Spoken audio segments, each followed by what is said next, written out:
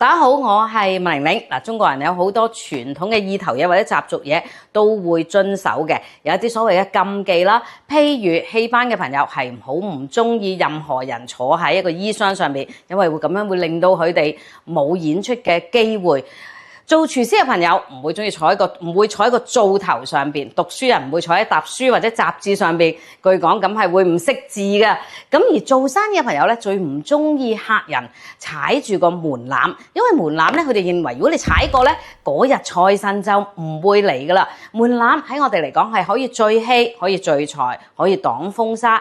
一般嚟講咧，都會將佢整靚。如果有咩崩咗啊、漏咗啊，咁咧一定要整翻好佢。同埋好多人咧會將一啲嘅銅錢擲喺個門檻下邊，作為聚財化煞嘅意思嘅噃。